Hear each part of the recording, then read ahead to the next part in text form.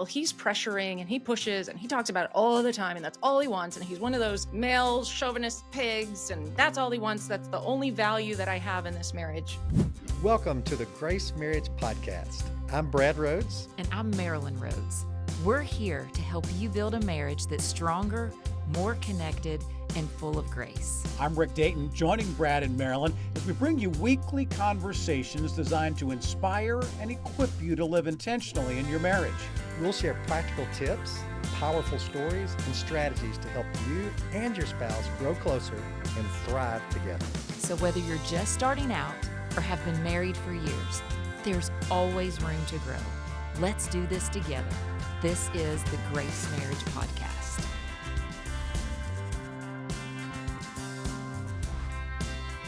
This is Brad and Marilyn Rhodes on the Grace Marriage Podcast, and we're thrilled to have Bella Rose on the podcast. I mean, she has her own podcast, Delight Your Marriage. It's amazing. So many helpful resources. And we're going to dive into specifics today. Specifics for men and specifics for women. Now, men, don't listen to what Bella tells the women and say, man, my wife needs to get doing this. And men, That's right. don't think the other way. This is when she addresses men, it is for the men. And when she addresses women, it's for the women. Yep. So Bella, do you want to stay in your lane? Stay in your lane. So Bella, do you want to start with the men or you want to start with the women? What's on your heart? Oh man. Yeah. I think I'll start with women. And then I'll go to men. So, so I have the privilege and honor of coaching men and women around specifics around intimacy and have been able to do that for years. And I think the way I'd love to go into, because there's so many topics and we're trying to cover quite a lot in short amount of time. I think the topic I'd love to start with is the insecurity that we all have. Every single one of us are insecure in certain areas. And there are lots of insecurities around intimacy specifically. And so what I would love a wife to think about in her husband is his insecurities around intimacy. Because the assumption is, oh, well,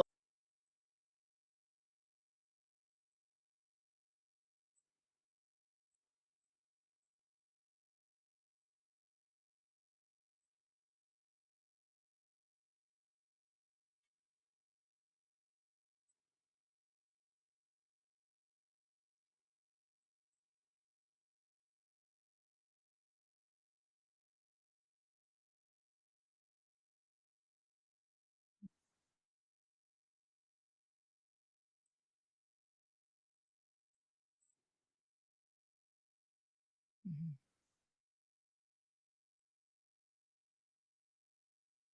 Yeah.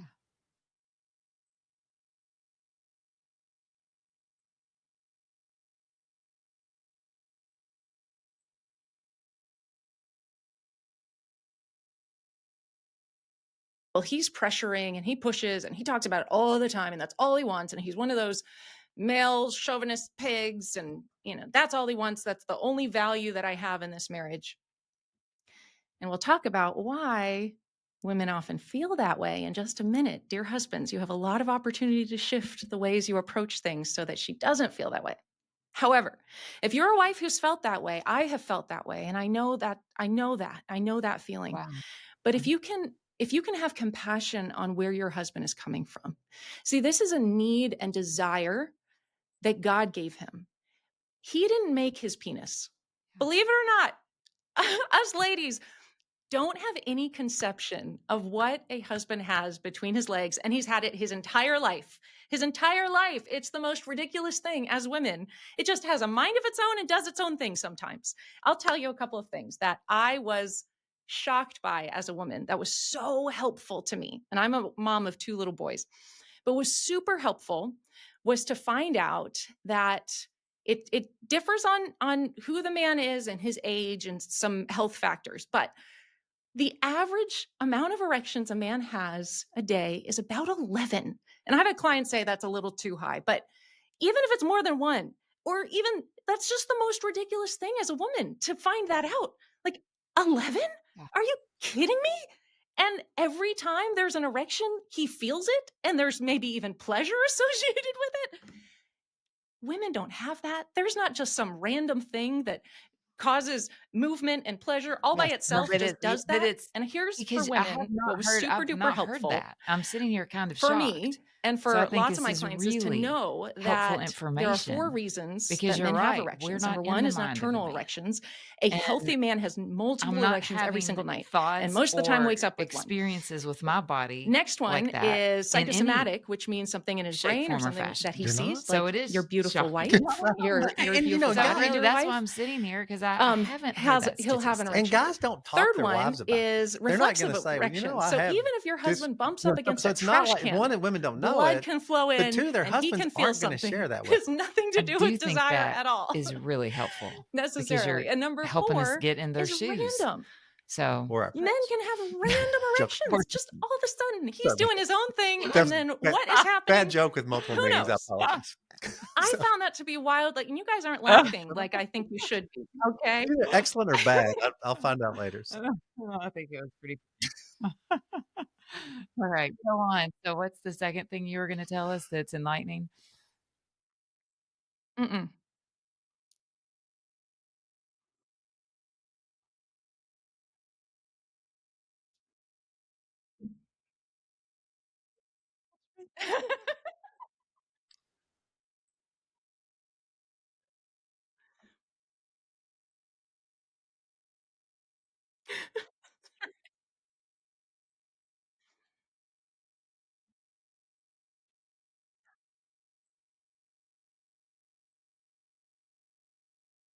That's right.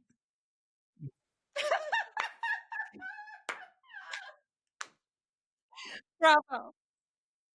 That was an excellent joke. That's exactly appropriate for this podcast. Um, really, there you go, Marilyn. Yeah, so when we think about God and how he designed As husbands, much as it you wasn't want. that he was surprised that he made this man with all these thousands upon thousands of nerve endings and the pleasure that comes through every time he has an erection. And the reason he has so many erections is because a flaccid penis has 0 blood flowing through it. And so there's no oxygen and nutrients, and there's nothing to clean out metabolic waste. And so ultimately, if you cut off circulation to your arm, to your hand, eventually it stops working. And so you actually have to have blood flowing through for every part of your body to work. And so we actually, as women, want our husbands to have multiple erections all the time because that means it continues working and functioning. Otherwise, I don't know, I guess it dies.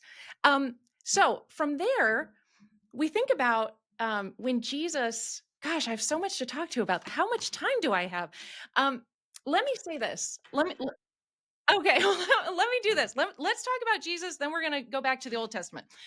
So when Jesus talks about Matthew 19, when the Pharisees are trying to trap him and say, are you allowed to get divorced just for any reason? And Jesus is saying, well, Moses allowed it because your hearts were hard, but it was not so from the beginning. And he says, having you read the scriptures, they record that from the beginning, God made them male and female. And he said, this explains why a man leaves his father and mother and is joined to his wife, and the two are united into one, or other versions say one flesh. Since they are no longer two, but one, let no one split apart what God has joined together. Then we'll skip down a little bit. Moses permitted divorce only as a concession to your hard hearts, but it was not what God originally intended. And I tell you this, whoever divorces his wife and marries someone commits adultery unless his wife has been unfaithful. Not everyone. Okay. So that's the Pharisees that say that. So that's like crazy in terms of women having rights back then. That was like, wait, what? You have to stay with one woman your whole life? This is crazy because Jesus' disciples, that was the people that were trying to trap him. Now Jesus' disciples are like, if this is the case, it's better not to marry.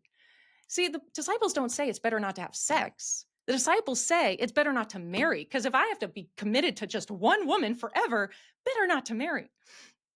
And Jesus says, not everyone can accept this statement. Jesus said, only those whom God helps. Some are born as eunuchs. So Jesus cuts right to the chase. You're talking about sex, buddy. I know very well where you're not talking about marriage. You're saying eunuch means you're not having sex. So he says, only those whom God helps. Some are born as eunuchs, some have been made eunuchs by others, and some choose not to marry for the sake of the kingdom of heaven. Let anyone accept this who can. So Jesus is assuming sex is happening in a marriage. Otherwise, you're living as a eunuch. And so for us, dear wives, we have to realize if our husband is not having sex in our marriage, he's living as a eunuch. And we know from Paul, it says it's better not to burn with passion. It's better to get married than to burn with passion. And so if we got married to a husband, to a man, he raised his hand and said, I can't do that. I can't, I was not gifted like Jesus says I could be gifted. I wasn't gifted like that. I have to have sex in my marriage. The way God made me is sex. And so we as wives have to realize that if sex isn't happening in a marriage, that's depriving him of the way that God designed him to live and be. And Jesus assumes that he's going to have that in his marriage. All right, so we'll go back to the Old Testament, and then I have the last thing I'll share with ladies, and we'll switch over to the men. So in the Old Testament, sometimes I think when God says to Abraham, consecrate yourself to me, basically prove that you are mine. And he has them do one specific thing that shows they are God's chosen people. And in my mind, I think it would be most helpful if they said, cut off the right ear so that anyone who sees you will know, oh my gosh, he doesn't have an ear. He must follow the one true God. But why wouldn't that be the case? That's not what God asked for him at all. Like he didn't say, go mutilate yourself for a sake that everyone sees it. It's no, I know what's most important to you, dear man. And I'm asking you to consecrate that to me, which is the foreskin. Consecrate your sex to me is what God asked. And the thing that's so wild is Abraham didn't know if he was ever going to have pleasure from sex ever again. He didn't know that was ever going to happen for him. And yet the whole household were circumcised. And so it just goes to show us as wives, we don't realize the value and the importance of sex, and that it's not just, I think there's so many things that we can say, Song of Solomon's so explicit around sex and the value, and there's, do not deprive each other. And there's a lot of things that we can point to and say sex is important. But if you could get in your husband's shoes, like really think about what it means to be a man. The amount of scriptures that it says, do not commit adultery, stay away from the prostitute, don't go near the corner of her house, don't lust after her, a woman. Because a wife needs to recognize that that's not because these men are so evil or bad or wrong. It's because sex is that powerful. It's so powerful that Solomon, who was the wisest man that ever lived, who wrote the stuff about the dangers of sex, was then lured away by sex and even left God as a result of it. Yeah. So it's like, you're like the understanding of the importance of sex. And because it's maybe not as important to the woman sometimes as it feels to the man, sometimes that's a barrier, you think? Yeah, absolutely. I think for women, what a lot of times for them, their first goal is to satisfy their husband. And they can, if they can get there, like what I want for women is like, at least get there. And once you get to a place of like, okay, I can satisfy my husband, then the next like goal is like, I can get pleasure from sex. But it's almost like if you don't let yourself at least get to the place where I'm obedient to the Lord and my husband is not suffering, like, let that be just your first goal. And from there, like, there's a lot of pleasure there. You can have a lot of fun there. There's actually a lot of good there. That Song of Solomon's walks in, the lady there, the sensual wife in Song of Solomon's, she walks in that. And we can walk in that as women. But I think the very first thing is from just having compassion on your husband. And so when he approaches and asks for sex, he is in a very vulnerable spot, very vulnerable. It is a tenderness. He is saying, this is my desire.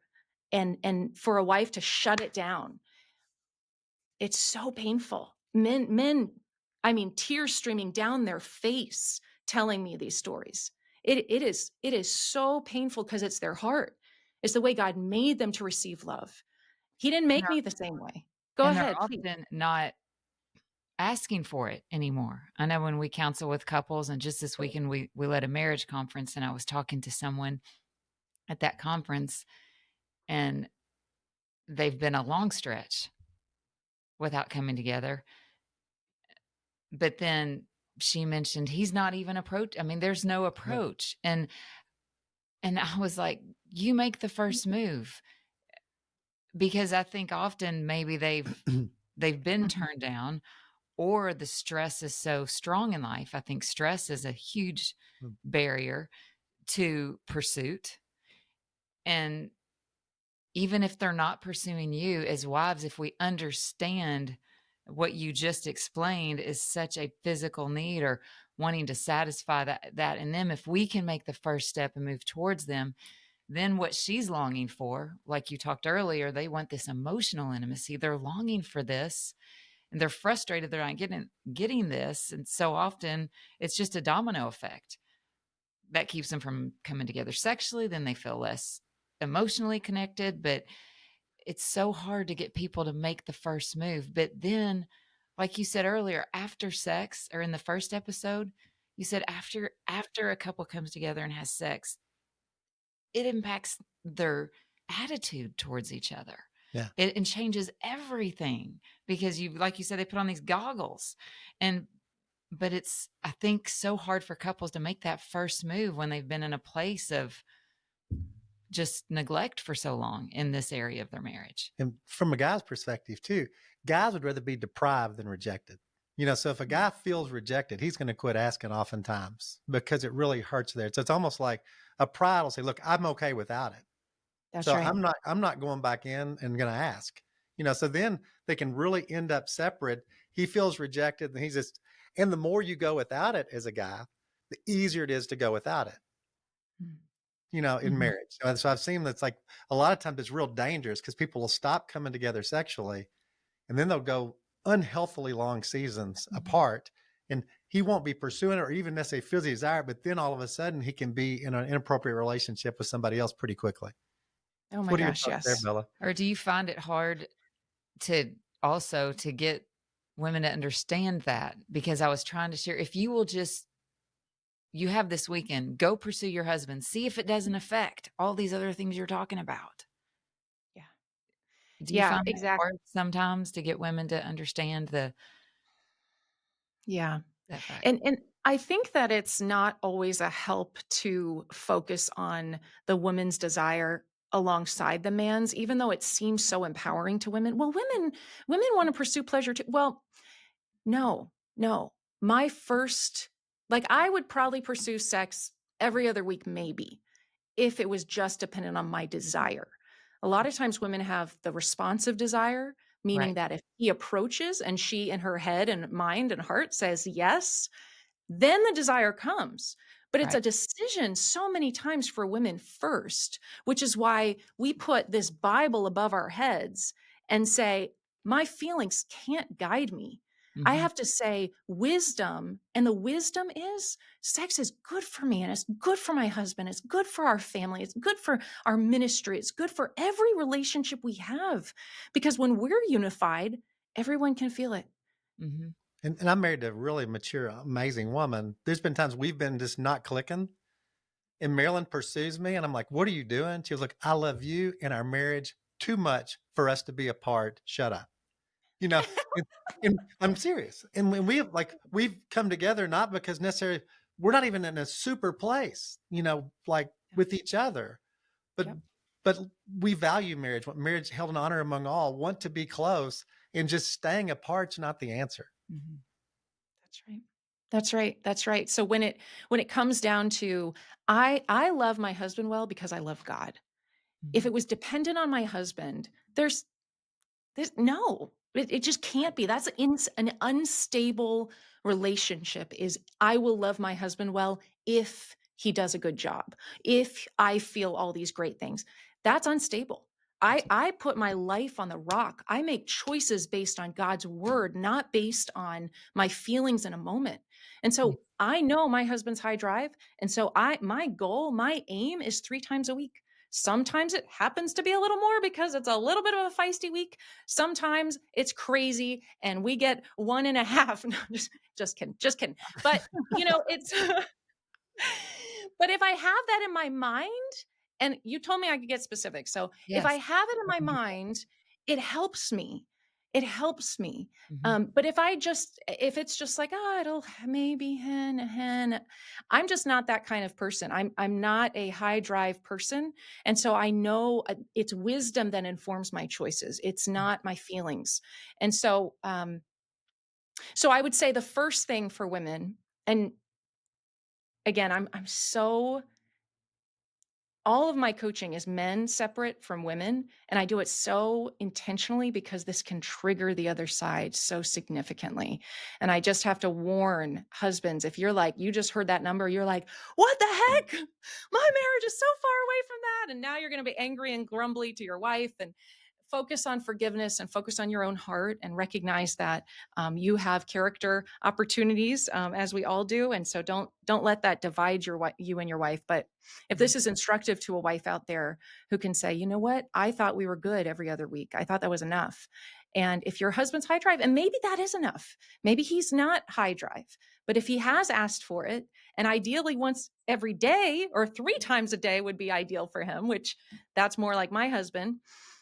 So I don't think spouses should feel compelled to make love every day. I don't think that's right at all. I think that's a wrong thing, actually, because that's kind of it makes sex a little too in my mind, it makes, and this is what I've seen with my coaching client, it makes sex too expected, almost like breakfast, lunch, dinner, sex. And that's just the life.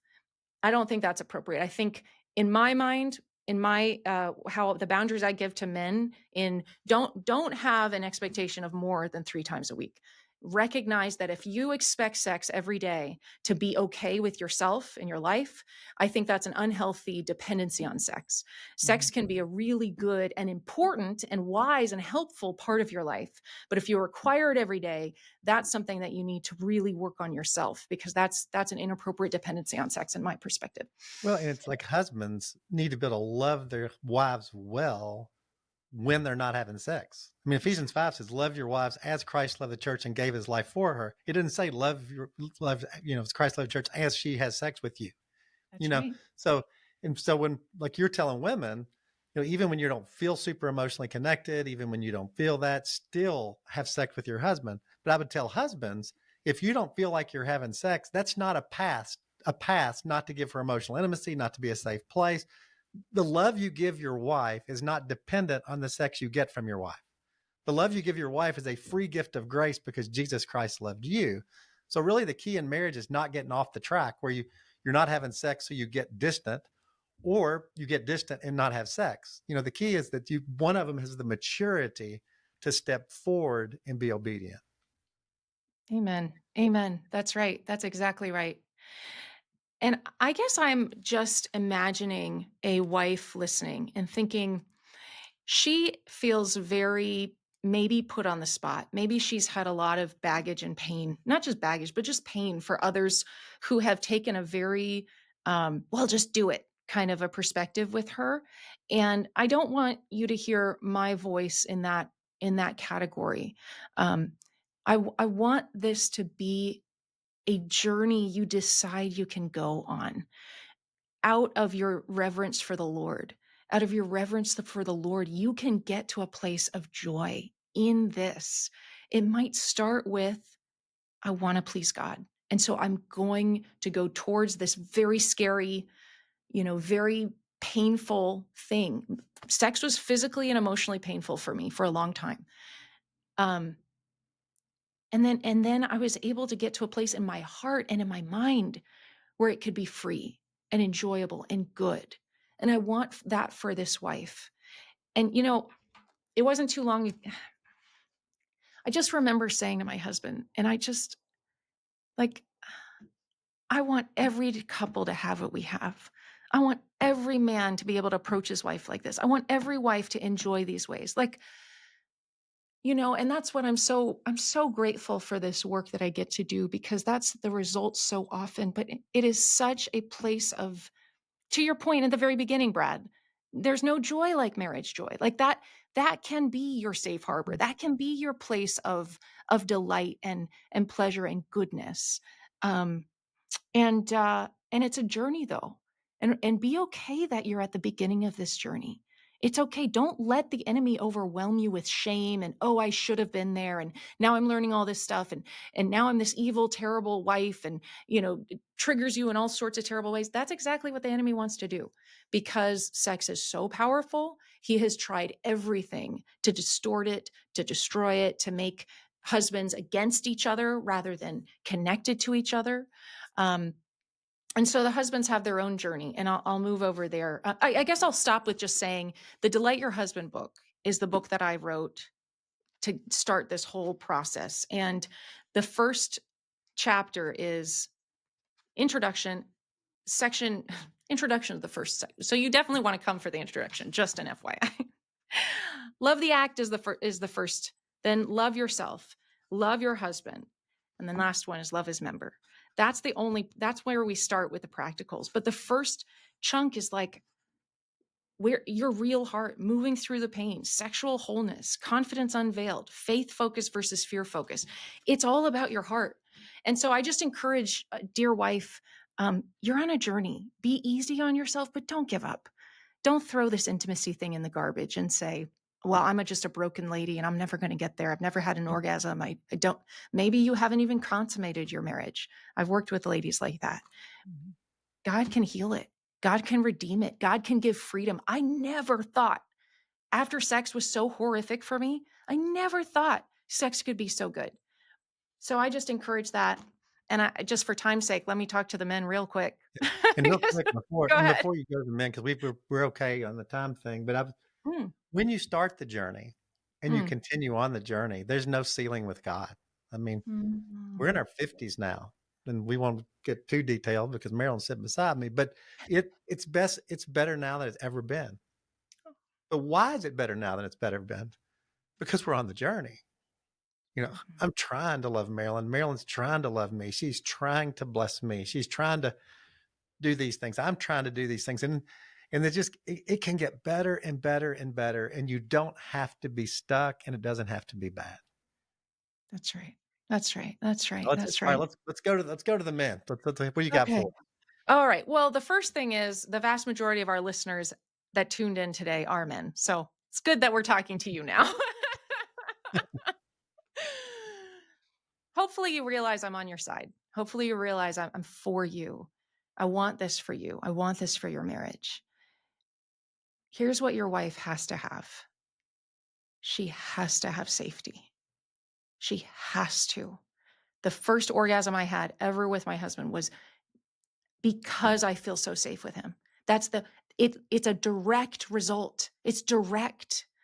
Like, you think that orgasm is about technique, and if you just could do this, if you just had the right body type, if you could just say this or act that way, it is your heart. Do you accept this woman? Do you love her as she is today? Do you feel so lucky to have her? Do you love the daughter of the king that's walking around your home? Yes, you have to do that first. You have to do that first. So, the fruits of the Spirit, how are you doing? How are you doing with the fruits of the Spirit? Those things are about your heart, they're your character. How are you doing? Do you talk about somebody in private differently than the way you talk to them in public? Your wife knows. And if you're two-faced about that, she knows that you're two-faced about her. You might tell her one thing, but you say another thing or think another thing privately. She can't trust you if that's true. Pornography absolutely has to end. It has to end. It has to end. Check out Proverbs 5. It will take you down to death. Jesus says it's better for you to pluck out your eye or cut off your arm than to be thrown into hell for your lust. Now, I'm not saying that's an easy journey to stop. It is a healing journey you need to go on. Even if your wife isn't making love to you, you are not justified in that. There are lots and lots of resources on this. I'll give you one. It's called thejourneycourse.com. There's a book called Unwanted. Both of those are excellent resources by Jay Stringer. But go on this healing journey to get rid of the sexual sin in your life. I'm so sorry it's so hard, but you can have freedom. I have so many men in my programs that have paid for sex, acted out, all sorts of things for years, and they got freedom. They got freedom. You can get freedom, and it's not dependent on your wife. Your wife cannot be free unless she's safe. Now, if your wife's still listening to this, you're like, yeah, see, I can't.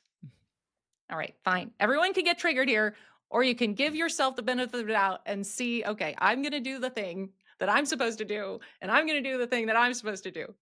That's right.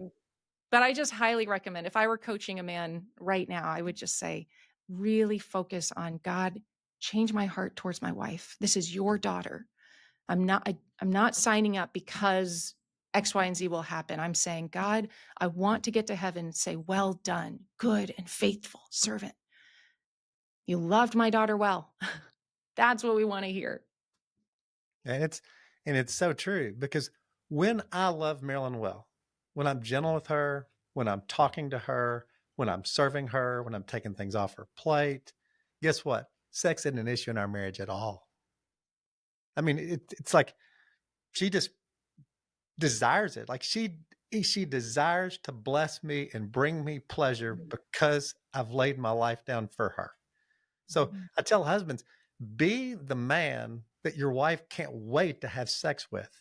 Be the man that, man, she sees all you do, laying her life down, that you become magnetic in that way. Because just speaking to guys, you can't be harsh, distant, unkind, and unsafe, and then whine about not having sex. That is such a dishonorable place. I tell Brad when we're just talking or we have our marriage coaching session, he'll be like, what's something I can work on? Or what's the number one best thing I can do? And even though he says I'm multilingual and I enjoy every love language, Yeah. I'm like, just be gentle. Like when he's gentle and kind, it's number one for me. Because you can do all the acts of service. You might be a hard chart. I mean, but if your words are harsh, it doesn't feel safe. So I think that's so important. The gentleness, and that doesn't come natural for men either. Yeah, guys, you don't want to be the guy that it's hard for your wife to have sex with you. You want to be the guy that even if her desire is the same, it's easier to have sex with you because she sees you so safe, so loving, so kind, that she really has a desire to bless you, even if she has zero sexual desire at the moment. So it really is. And when your mind goes to that place, I'm not getting enough sex, that's a bad place to be. I mean, Matthew 10, whoever finds his life will lose it. Whoever lays down his life for my sake will gain eternal life. You will find life, joy, and actually more sex by giving your life away from your wife, more than asking her to give her life away for you. Yeah. Do you agree with that to the guys, Bella? Yeah, absolutely. Absolutely. And just to kind of bring husbands and wives, I love the name of your ministry, Grace Marriage, having grace for each other, to really to say, you know what? I see the way God's made you, and I want to love you the way God's made you. So this is the picture of my ice cream. I love ice cream. I'm at a spot in my life where sugar messes with me in dramatic ways. And so I can't have any anymore. I'm done with my ice cream. I love ice cream. Point is, though, this is my metaphor that I love, is if I love, you know that we're supposed to love God with all our hearts, all soul, all mind and strength, and to love our neighbor as myself. Well, if my neighbor loves chocolate ice cream, but I bring them my favorite, which is vanilla, I bring them over vanilla ice cream, they're not going to feel loved. But if I found out they love chocolate ice cream, I brought them chocolate ice cream, they feel loved. And think about husbands and wives as extremely different. You love your wife the way she receives love, which is safe, known, wholeheartedly cherished. And on top of that are all the love languages. Exactly. Like if she's safe, all of a sudden she's like, yeah, gifts would be great. But if she doesn't feel safe, it doesn't matter how many gifts you give her. She's not going to care because she doesn't feel like she's your number one, and that she's safe. She can be herself. And then for men, respect, admired, wholehearted intimacy. Yeah. And I think probably if you're good with it, maybe just wrapping up with one final encouragement to think of each other as better than yourself. That's what the Bible says for us to do. Think of others as better than ourselves. And so when we are seeking to serve the other well, that's where it gets started in our hearts. And then it flows out of our actions based on how we learn to love the other well. Yeah. Well, Bella, thank you for so much for Yes. being on the podcast. And it's apparent while your podcast is in the top 1%, and it's because you help people. You help people follow Jesus. You help people honor Jesus. You help people enjoy each other in marriage. So our primary prayer for you is that you would be just overcome with encouragement, and your level of just joy and enjoyment in ministry would be just increased for the rest of your life, and that God would give you fruit. So if you could remind our listeners one more time where they find your resources, and to say that this really got some things going in their mind, and maybe for some in other places as well, where should they go? What books should they read? What Yeah. website should they go to? Biggest thing is read this Bible and go make love to your spouse.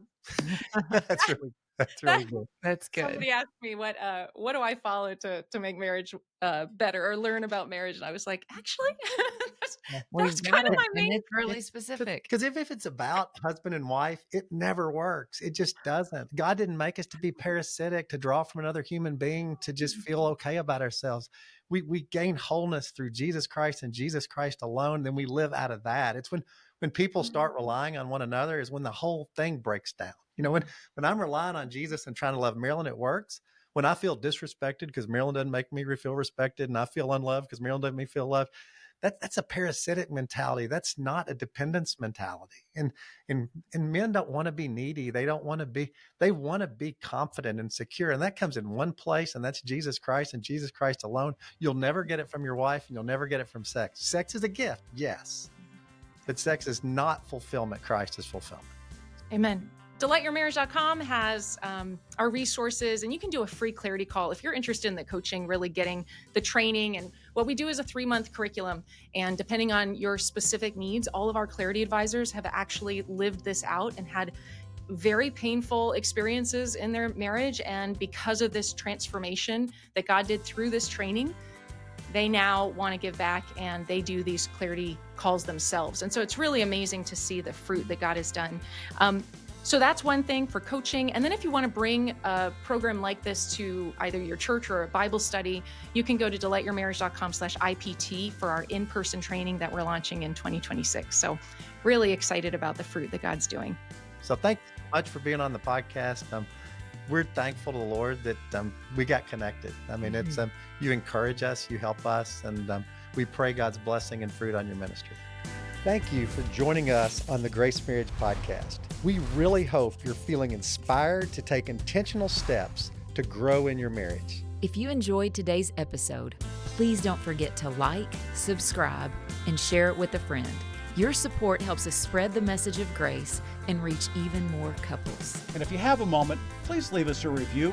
Your feedback means a lot to us and helps others discover the podcast. To learn more about how you can grow in your marriage, visit us at gracemarriage.com.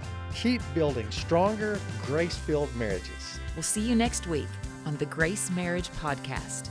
Until then, keep growing in grace.